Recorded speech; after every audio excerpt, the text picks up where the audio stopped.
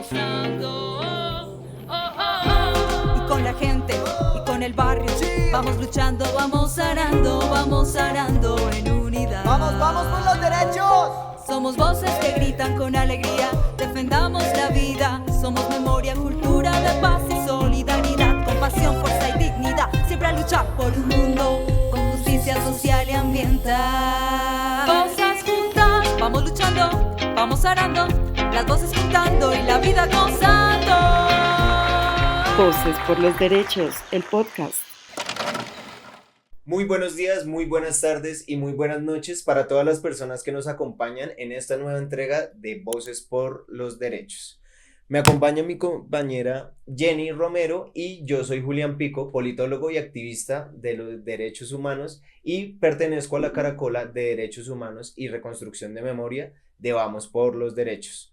El día de hoy tenemos tres temas muy importantes por tocar: el por qué es importante el 9 de abril, por qué es importante la construcción de memoria y también el por qué y qué tiene que ver las empresas multinacionales en el conflicto armado y en la violación de derechos humanos en lo que ha sido el conflicto armado de nuestro país. Compañera, no sé si nos puedes hablar sobre alguno de estos tres tópicos y más o menos qué relación pueden tener estos tres ejes fundamentales que planteamos. Bueno, pues muchas gracias, Julián. Claro, son tres temas muy importantes, lo que relacionas frente al tema del 9 de abril, porque se conmemora el 9 de abril, que pues en Colombia se reconoce como el Día Nacional de la Memoria y la Solidaridad con las Víctimas del Conflicto Armado. El segundo tema tiene que ver con el aspecto relacionado a por qué hacemos memoria, y el último frente al aspecto del paramilitarismo. Cuando pensábamos en realizar este podcast, nosotros hablábamos sobre la necesidad o la importancia que supone un día como el 9 de abril. Y para hablar del 9 de abril tenemos que no solo remontarnos al 9 de abril de 1948, que es mayormente conocido como el Bogotazo, es decir, el día del asesinato de Jorge Eliezer Gaitán, sino que nosotros nos remontamos a una historia mucho más antigua, desde inicio de los años 1900, porque, digamos, en este periodo de inicio de siglo comenzaron a desarrollarse una serie de movilizaciones y huelgas principalmente relacionadas con la garantía de los derechos laborales, de los derechos de los campesinos y de los obreros. Y bueno, digamos que hay muchas cosas que podríamos hablar acerca de estos, pues digamos de este periodo o de este contexto histórico. Sin embargo, solo me gustaría mencionar brevemente tres hechos relacionados. Uno, a la masacre de las bananeras en el año 1928, 20 años posterior, el asesinato de Jorge Eliezer Gaitán, y que tiene que ver con esto de la masacre de las bananeras. Y finalmente, la sentencia que ocurre el año pasado, a mediados del año, sobre la sanción a la empresa de la Chiquita Brands por el relacionamiento y el financiamiento de grupos paramilitares, concretamente a las AUC en Colombia. Para eso, pues digamos, voy a señalar solo brevemente qué fue lo que ocurrió. En el año 1928 se consolidó una de las mayores huelgas organizada por los trabajadores de la empresa United Fruit Company, que era la principal empresa multinacional que no solamente se encontraba en Colombia, sino también en distintos países de América Latina y el Caribe. Y pues digamos que tenía era una empresa fundamentalmente de exportación de bananos. Y aproximadamente 25.000 huelguistas, obreros, trabajadores que solicitaban mejores condiciones salariales, un contrato, digamos, como un reconocimiento de contrato fijo y de mejoras a sus viviendas en la central de la United Fruit Company, que se encontraba en Ciénaga Magdalena, pues realizar, digamos, este paro. Y por decisiones de la gobernación se decidió pues, no permitir que esta huelga se desarrollara. Esta huelga pues no era la única, sino desde el año 1910, 1914, 1920 ya se habían desarrollado otra serie de huelgas, pero no, digamos, no con tal contundencia como ocurrió. Y pues digamos de esta huelga que fue fuertemente reprimida, pues, digamos, desde el Ministerio de Guerra y las Fuerzas Armadas, pues digamos no se tiene claridad acerca de cuántas fueron las víctimas mortales, pero fueron aproximadamente más de 1000 según, digamos, Algunos relatos. Algunos relatos pues, y también como unas reconstrucciones historiográficas que se realizan sobre el hecho. Digamos, al año siguiente, Jorge Eliezer Gaitán, en su primer cargo, digamos, como en el Congreso. Él era, ¿qué? Perdóname, ¿era senador en ese momento? No recuerdo, digamos, cuál era Ok. el cargo que él tenía. Estaba en el Congreso. Sí, él, digamos Vale. que ya hacía parte del Congreso, y lo que él hace es denunciar fuertemente lo que ocurre en el año anterior con la masacre de las bananeras. Él toma un protagonismo muy importante porque él incluso recorre la zona y tiene una serie de entrevistas con huelguistas y trabajadores pues, digamos, de esta empresa. Y digamos, a raíz de eso pues, digamos, se le reconoce como una persona pues, digamos, que estuvo al tanto de la denuncia sobre los hechos de la masacre de las bananeras, pero que tiene que ver fundamentalmente con un contexto en Colombia alrededor de la transformación de la política nacional. Es decir, en ese momento nos encontrábamos con la hegemonía conservadora, y Ok. ya para los años de 1930 pues ocurre una transformación, pues digamos ya un giro a el liberalismo. Eso tiene mucho que ver por fundamentalmente lo que ocurre posteriormente en el año 48 con el asesinato de Jorge Eliezer Gaitán, que en su momento promovió distintas movilizaciones y marchas por distintas masacres que ocurrieron a nivel nacional.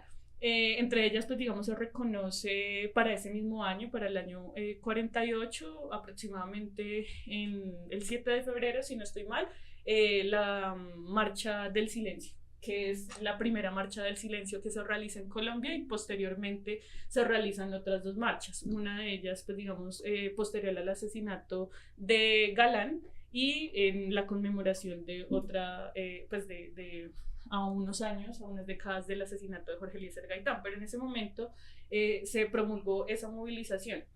Digamos que, ¿qué tiene que ver esto con el 9 de abril? ¿Y por qué se habla del 9 de abril?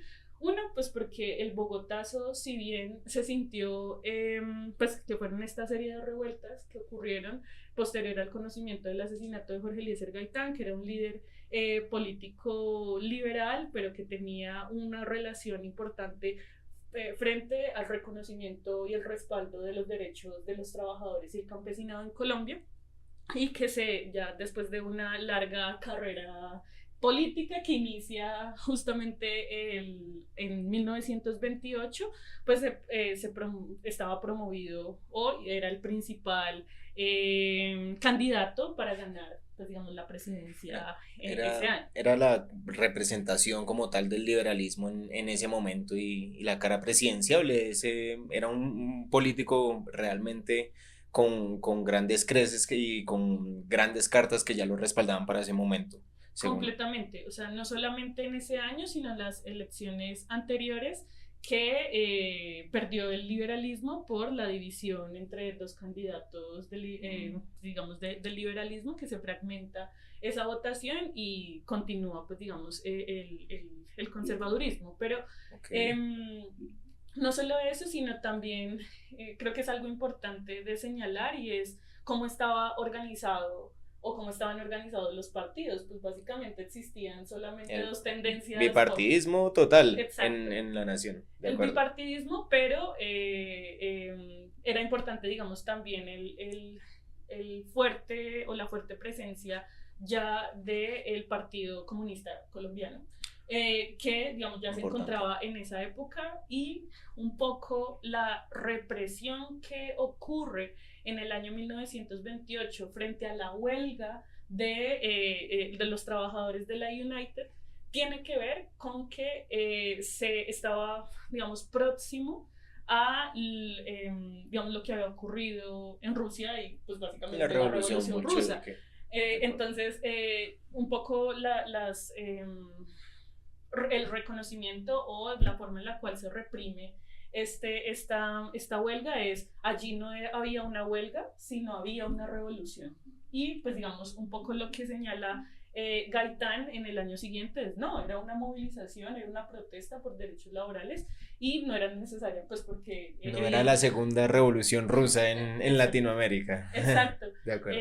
Y pues bueno, digamos en el año 48 con el asesinato de Gaitán, se desarrollan una serie de manifestaciones y pues de eso lleva a nuevamente una represión, entre otras, que no solamente ocurren en Bogotá, porque creo que es importante reconocer eso, el bogotazo, como pues por supuesto una fuerte preponderancia en Bogotá, pero a nivel nacional se sintieron las movilizaciones y esto es importante, pues digamos, reconocerlo. Digamos que podría agregar ahí, me parece importante esa distinción de que no solo fue el Bogotazo, porque siento que igual tiende a ser una visión muy centralista sobre lo que sucedió pues, en ese hecho tan lamentable como fue el asesinato de un líder político tan importante. Creo que es muy importante el mencionarlo y pues las personas que nos acompañan que lo tengan en cuenta. Esto fue a nivel nacional y no solo Bogotá, no solo se centró acá, que acá pasaron cosas terribles, que quemaron el tranvía, por supuesto que sí, pero es un hecho que caló mucho y dolió mucho a nivel nacional también, por supuesto. Discúlpame ahí la pequeña introducción, pero sí, quería como agregar eso, es muy importante. No, y creo que es muy importante esto que señalas, porque justamente reconocer el 9 de abril como el Día Nacional de las Víctimas quiere decir también es un reconocimiento a todas las víctimas, no solo del conflicto armado, sino también pues víctimas de distintos hechos victimizantes que no solamente corresponden a las fuerzas militares, sino también a otras víctimas como víctimas del paramilitarismo. Pues digamos que es muy importante reconocer que si bien estos hechos han sido documentados, la mayoría de los casos de victimización y de criminalidad se encuentran en completa impunidad. Y un poco guiando esto, pues nos llamaba la atención hablar sobre la sanción que ocurre desde el 2007 hasta la finalización de ese proceso, finalización en el plano jurídico el año pasado sobre la Chiquita Brands. Sí, Entonces, no sé si conoces un poco eso. Te iba a preguntar un poco de eso porque claro, digamos que tenemos la reconstrucción histórica, entonces sucede, mencionas pues Gaitán, lo importante que es digamos, en estas marchas de lo que era la United Fruit Company. Después de eso, pues el asesinato de él también, el hecho de tener como presente esta fecha que se aproxima como pues la reconstrucción de memoria y demás, pero digamos que listo, ahora está Chiquita Brands como multinacional y por primera vez se le acusa. Tengo entendido que, o sea, ellos tuvieron un proceso en Estados Unidos y demás, que es donde se les hace un juicio. Digamos que, claro, ¿qué tiene que ver eso, digamos, con toda esta reconstrucción, con todo este hilo histórico frente a lo que es, pues, un hito de hecho también histórico, valga la redundancia, de una sanción o de un fallo en contra de una multinacional en tierras extranjeras, de Estados Unidos, por supuesto? Bueno, yo creo que el caso de Chiquita Brands configura un hecho histórico muy importante que es necesario seguir, si se quiere, investigando acerca del rol o los distintos roles que han tenido las empresas, no solamente multinacionales, sino en general distintos tipos de empresas, pero principalmente multinacionales extractivas, con la financiación y el apoyo de grupos paramilitares en el país. Y no solamente en el país, es decir, la United Fruit Company fue, reconocida como responsable de la masacre de las bananeras, pero también de una serie de hechos como, por ejemplo, la financiación de golpes de Estado en América Latina, en otros países.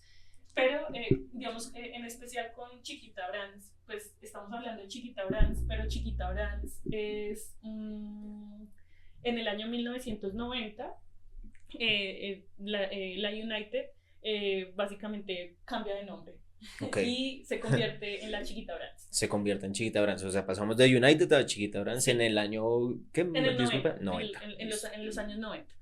Y ya para el año 2007, la Chiquita Brands reconoció que tuvo una financiación a los grupos paramilitares. ¿Qué es lo que ocurre el año anterior? Pues el año pasado en el Tribunal de Estados Unidos, si no estoy mal, el de Palm Beach, lo que hace es, sancionar formalmente, a la Chiquita, porque en el marco de la investigación, la Chiquita Brands no logró, como demostrar que el apoyo que recibieron los grupos paramilitares fue, por parte de ellos, fue producto de algún nivel de presión o de soborno, cosas de ese estilo, sino que ellos reconocían formalmente cuál era el accionar militar ilegal y cuáles eran las acciones que realizaba, estos tipos de grupos, ¿sí? Es decir, no era que fuera desconocido para ellos. De eso, si no estoy mal, fueron 7 familias víctimas de los paramilitares que realizaron esta demanda en tribunales extranjeros debido a la falta de garantías o de confianza de esos procesos de sanción internos en nuestro país. Estamos hablando del 2007, en plena época también de la seguridad democrática, el incremento de los grupos armados y los grupos paramilitares, entre otras. Digamos que de una época muy violenta que es más o menos entre el 95 y el 2005, cuando la guerra está en un auge totalmente recrudecido, ¿no? Los grupos paramilitares tienen esa expansión, sobre todo en el norte del país, y pues los grupos también guerrilleros están en una contraofensiva en ese ámbito. Es muy importante, muy interesante tener en cuenta también pues esas dinámicas, y sobre todo el hecho de que pues tengo entendido que esta multinacional menciona que su financiación era por seguridad. O sea, ¿eso es a lo que te refieres, de que ellos estaban tratando de demostrar que era como una presión también de grupos externos o algo así como para justificar esa financiación? ¿O es más como el hecho de que ellos estaban buscando esa salida? Más o menos, ¿cómo lo explicarías en ese sentido? O sea... Sí, digamos que básicamente lo que quería señalar es que la Chiquita Brands señala que su financiación hacia grupos paramilitares correspondió a, a situaciones de seguridad, que estaban allí, que impedían, por supuesto, el libre desarrollo de su actividad económica, de las actividades económicas. Sin embargo, lo que se señala básicamente es que ellos en ningún momento tuvieron una presión por parte de los grupos paramilitares. Es decir, que los grupos paramilitares no los presionaron a ellos, o ellos no lograron señalar que fueron presionados para financiar los grupos paramilitares, sino que fue una decisión, es decir, esta decisión pasaba por altos mandos de la compañía, de la Chiquita, y decidieron, conociendo cuál era el accionar de los grupos paramilitares para financiar esto. Y este es un contexto además muy importante porque explica un poco también por qué, o más bien pone sobre la mesa una discusión distinta alrededor de cuál es la garantía de justicia y de seguridad para las víctimas que denuncian graves violaciones a los derechos humanos o en el marco del conflicto o de la violencia sociopolítica en el país. y es porque en el año 2005, si no estoy mal, pues ya ocurre la desmovilización de los grupos paramilitares. Pero digamos, sabemos cuáles son las problemáticas que hay alrededor de la desmovilización o del pacto de Ralito. El pacto de Ralito, así Y es. pues digamos, pues digamos en este contexto, y me parece muy importante señalarlo, para el año 2006 y 2008 se comienza a configurar uno de los movimientos, digamos, que tiene vigencia al día de hoy, que es el Movimiento Nacional de Víctimas de Crímenes de Estado, que además promueve una movilización nacional para el 6 de marzo, denunciando, pues digamos, todo lo que venía ocurriendo con este falso proceso de paz con los grupos paramilitares o de autodefensas. Y desde, pues digamos, el 6 de marzo del 2008, que se realiza una gran marcha nacional, se comienza a conmemorar el 6 de marzo como el Día Nacional de las Víctimas de Crímenes de Estado, que es un tipo, digamos, de victimización, denunciación también distinta de víctimas que reconocen al Estado como el principal vulnerador de derechos humanos en Colombia. Y eso no es, digamos, menor, porque es el Estado quien debe garantizar los derechos. Y bueno, digamos que yo dejaría por ahí, porque creo que es importante, pues de esto que he hablado, pues no sé, ¿qué te parece, digamos, hablar acerca del 9 de abril? Es decir, ¿qué importancia tiene el día del 9 de abril y por qué sería importante, digamos, llamar pues digamos, a la solidaridad, o a lo que nos dice esto, y es la solidaridad y la memoria con las víctimas? Bueno, digamos que tratando de hilar un poco también esa pregunta que me haces, queríamos hablar de un caso en específico, en concreto, que pues nos parecía muy importante también tener como esta reconstrucción de por qué es el 9 de abril, ¿no? De por qué la fecha de cuando, pues, no sé, hay un asesinato de un líder político tan importante y demás, y el por qué, qué historia traía detrás de esto, pero digamos que sigue siendo muy importante y fundamental el hecho de reconstruir memoria pues seguir activamente en la defensa de los derechos humanos, porque no es el único caso. Siento que tenemos una deuda en general, me refiero tenemos en general pues a la sociedad colombiana pues con las víctimas, ¿sí? Con la memoria del conflicto armado y con todo lo que nos ha transformado y lo que pues ha calado hondo también en nuestras historias. Yo creo que es muy difícil encontrar una persona que no tenga algún tipo de historia familiar, que tenga algún tipo de relación con la violencia o que haya algún tipo de víctima de las diferentes formas de victimización que mencionaste dentro de nuestras familias mismas. Creo que ha sido tan profunda el conflicto armado pues la guerra en nuestro país, que todos tenemos una herida de cierta forma abierta, y es también una forma de expresarlo y demostrarlo pues al país, y de decir la importancia de por qué la memoria y tener en cuenta estos hechos históricos es fundamental, pues para crecer como sociedad y como país.